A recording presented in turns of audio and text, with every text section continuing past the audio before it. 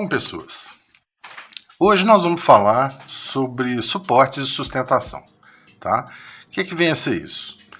Você vai construir uma peça, dependendo do que for, se for uma boneca, se for uma coisa com um estilo diferente, que tem um formato que se projeta, ou que fica em pé, ou que tem uma pose, você tem que estruturar isso de forma que ela mantenha aquela pose, né? E a massa se sustente em cima dela. Normalmente as massas são flexíveis e ela precisa dessa estrutura. É comum, né, as pessoas utilizarem um tipo de arame para fazer o esqueleto. Depois, se vocês quiserem, eu posso até fazer um vídeo falando só sobre a construção de esqueleto e estruturas, tá? Mas vamos dizer o seguinte, como é que o meu processo, vou explicar o meu processo. Eu vou fazer uma boneca, né? Eu quero modelar. Eu pego, tiro um traço dela, um desenho, com a proporção, com o tamanho certinho, e monto em cima daquele desenho um esqueleto metálico, tá? Nesse caso aqui, ó, eu tenho um arame de alumínio, tá? Mas eu já vi gente fazer, mentira, até eu mesmo já usei, fio rígido, fio com alma, tá? Ele é até um pouco mais firme. Se for uma peça que você tem, por exemplo, um braço estendido que é muito pesado, está segurando alguma coisa, né? O fio rígido, ele é até mais firme do que o fio de alumínio, tá? Se for em estruturas leves, aí não tem problema, você pode utilizar o arame de alumínio. Como é que isso funciona? Eu montei ali o meu esqueletinho, né? Todo de arame, no caso, vamos dizer que seja de alumínio. Normalmente o pessoal usa um outro fio, um fio mais fino, mais maleável, mais flexível, para fazer o quê? Eles fazem um trançado em cima dessa estrutura, com aquele fio, de qualquer jeito mesmo, aleatoriamente, vem enrolando um fio menor. Para quê? O que acontece? O fio é liso. Se você aplicar a massa diretamente no fio, a massa vai correr. À medida que você estiver, dependendo do tipo de massa que você estiver utilizando, à medida que você estiver manuseando, ela pode correr para lá e para cá, porque o fio é liso. Então o que você faz? Você faz um enrolamento como se fosse uma molinha, uma espiralzinha, vem passando outro fio de maneira aleatória, para que a massa se fixe e fique firme naquele ponto.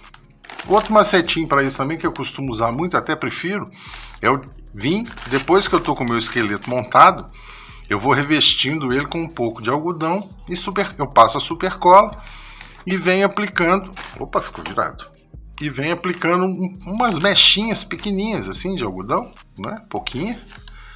Para quê? Para criar uma textura, né, áspera, que vai manter essa massa fixa no lugar, tá? Então essa é a parte básica de estrutura.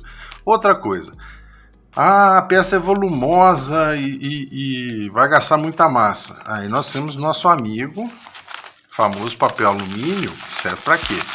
Para você poder criar, vamos supor aqui que isso aqui é uma coluna, uma espinha, né? Vamos fazer de conta aqui, vamos tentar dar uma curvatura mais ou menos razoável aqui, que a espinha é curvada. E aqui, ó, eu vou vir com... Eu já fechei ele antes da hora, aqui. Agora sim.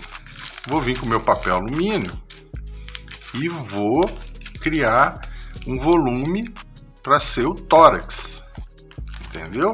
Isso eu posso fazer uma outra bolinha aqui, um volume para ser a cabeça, e posso ir fazendo isso em vários locais, tá? O ideal é que a gente não exagere muito nesses volumes, para a camada de massa em cima não ficar muito fina e você acaba depois esbarrando nesse recheio.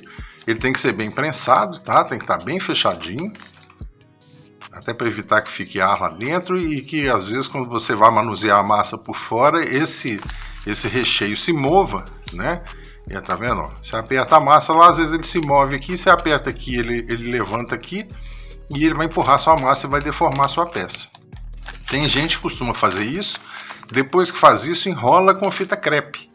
Passa a fita crepe na superfície toda. Também funciona. Tem gente que usa massas mais baratas, por exemplo, uma que eu apresentei no vídeo anterior, que são aquelas cerâmica acrílica. Só que quem for fazer esse processo tem que prestar atenção no seguinte: essa massa ela tem que estar extremamente bem seca antes de você começar a trabalhar com a sua massa de detalhe por cima dessa superfície, tá? Porque senão corre o risco da massa de dentro ou ela merejar algum solvente, alguma coisa, água que seja, né? Ou ela se distorcer, né? Ela contrai quando seca e ela vai deformar a sua massa externa também, tá? Eu chamo essa parte da construção, do trabalho de modelagem de escultura, de momento da sucata. Por quê? A gente corre um sério risco nessa etapa de virar o que eles chamam de acumulador compulsivo, porque você não pode ver uma sucatinha que você quer guardar, que você vê uma utilidade para aquilo. Eu conheço muita gente que embarcou nessa e até hoje não voltou, tá? Outra coisa que pode se utilizar também para você fazer o recheio, o preenchimento, para você economizar massa, é a tal da cola quente. Ó. Você desmancha ela no calor, até com soprador, ela faz uma pelota, você pode revestir ali o seu objeto, tá? Essas são as mais comuns que o pessoal utiliza, que são as triviais, tá?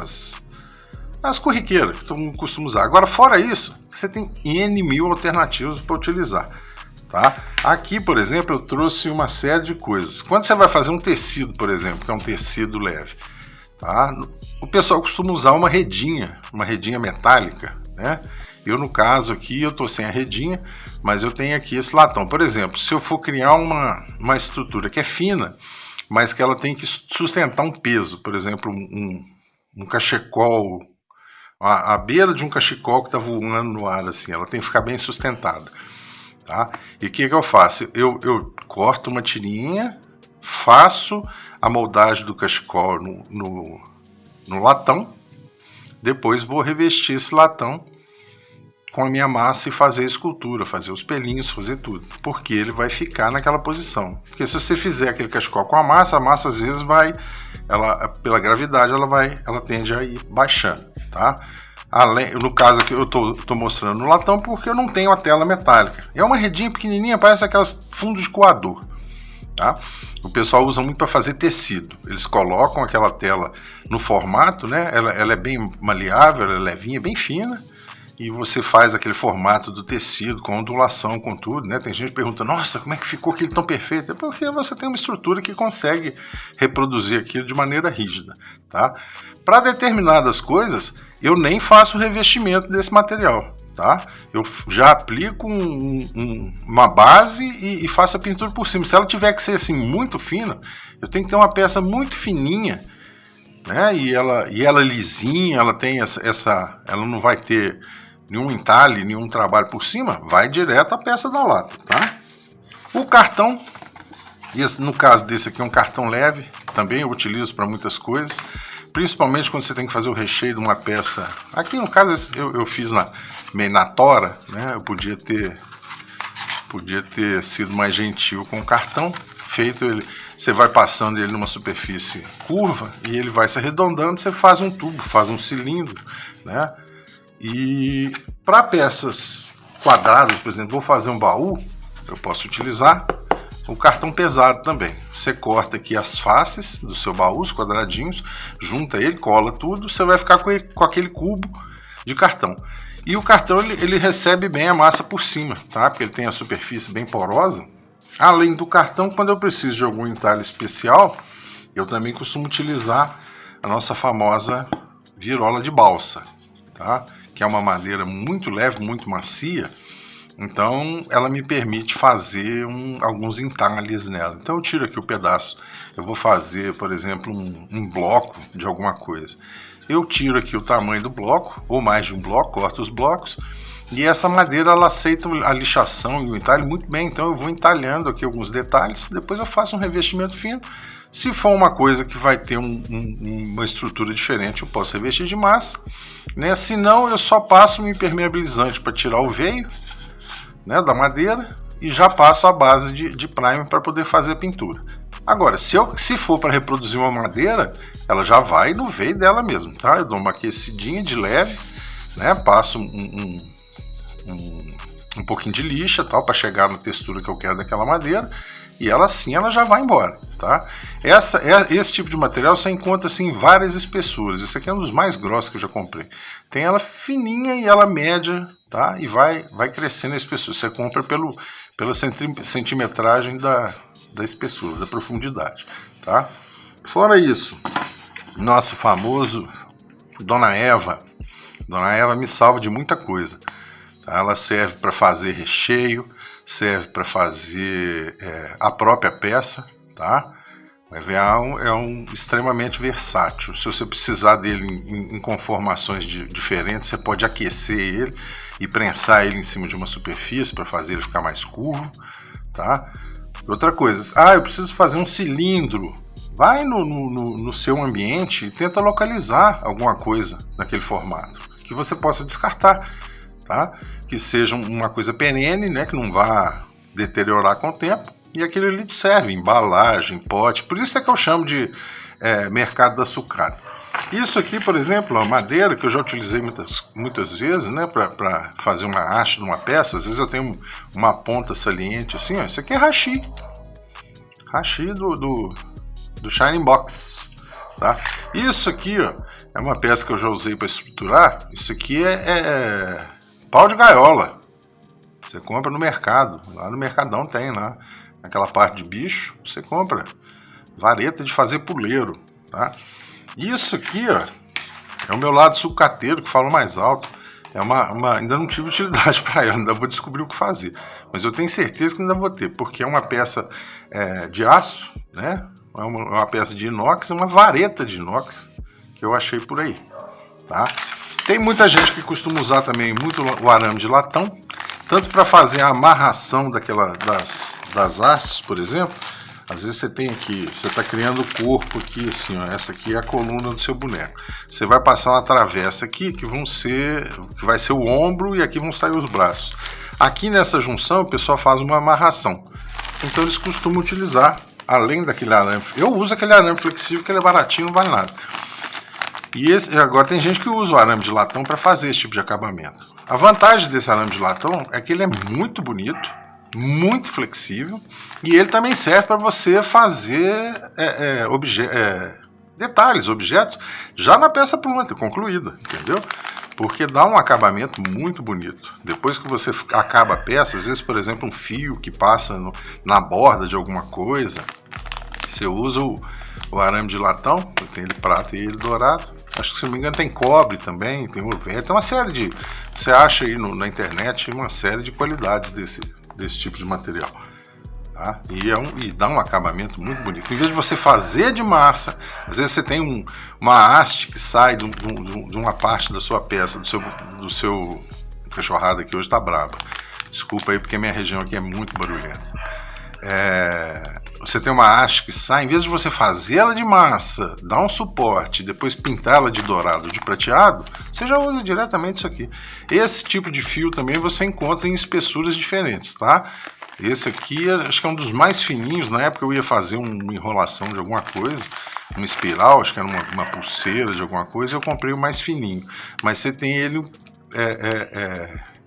meio, 0,25, acho que até 1 milímetro você consegue encontrar. Se bobear, encontra até mais.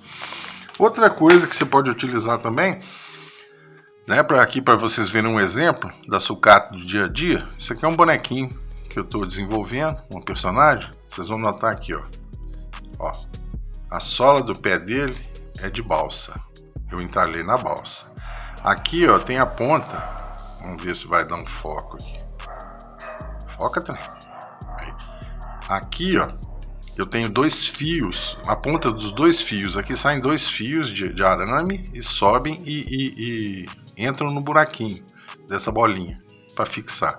Em cima delas eu fiz a modelagem com a massa, e essa bola aqui, ó, isso é uma bolota de Rolon, desodorante Rolon, tá? Então é isso, você vai juntando algumas coisas, tenta enxergar a sua peça pela forma.